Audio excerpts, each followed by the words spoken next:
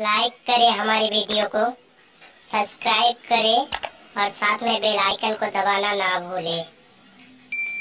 ओहिर होल दिल के बड़ी साफ हो, केहू के गलती करस माफ हो।